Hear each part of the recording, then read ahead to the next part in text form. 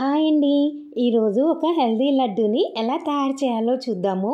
ఈ లడ్డు ఎంతో టేస్టీగా, ఎలాంటి పాకము అవసరం లేకుండా 20 మినిట్స్లోనే ఇంట్లో ఉండే వస్తువులతో టేస్టీగా ఈ లడ్డూని ప్రిపేర్ చేసుకోవచ్చు.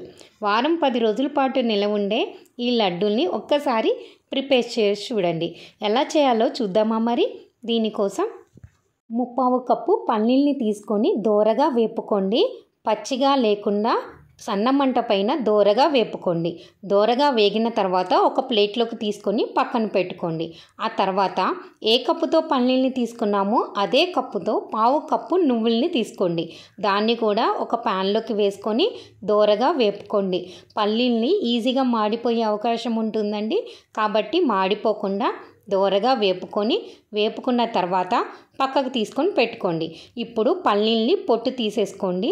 ఆ తర్వాత కొబ్బరిని సన్నగా ముక్కలు కట్ చేసుకొని మిక్సీ వేసేసుకోండి.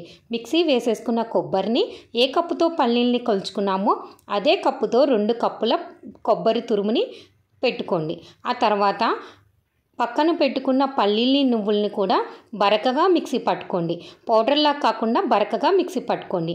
ఇప్పుడు ప్యాన్లోకి 1 కప్పు బెల్లాన్ని వేసుకొని 1/4 కప్పు నీళ్లు పోసుకొని బెల్లాన్ని సన్న మంట పైన కరగనివ్వండి. ఎలాంటి పాకము అవసరం లేదండి, కరిగిపోతే సరిపోతుంది.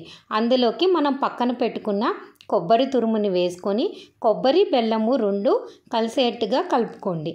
కలుపుకున్న తర్వాత 2-3 నిమిషాలు కలుపుకోండి చాలు, ఎక్కువసేపు అవసరం లేదు. కలుపుకున్న తర్వాత అందులోకి మనము 1 స్పూన్ నెయ్యి వేసుకోండి. వేసుకున్న తర్వాత ఇప్పుడు మనము పక్కన పెట్టుకున్న కొబ్బరి, పల్లీలు, నువ్వుల పౌడర్ని వేసుకోండి.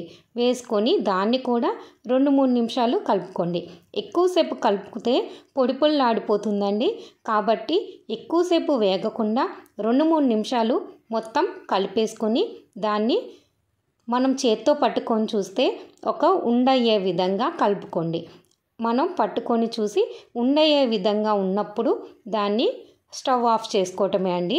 స్టవ్ ఆఫ్ చేసిన తర్వాత ఒక 5 నిమిషాలు పక్కనుంచి గోరువెచ్చగా ఉన్నప్పుడే ఉండలు చుట్టేయటమే అండి. అంతే అండి. చూసారా ఎంత ఈజీగా 10-15 నిమిషాల్లో ఈజీ అండ్ హెల్దీ టేస్టీ లడ్డూని ప్రిపేర్ చేసుకోవచ్చు. ఒక్కసారి మీరు కూడా ఈ లడ్డూని ప్రిపేర్ చేసి చూడండి మరి.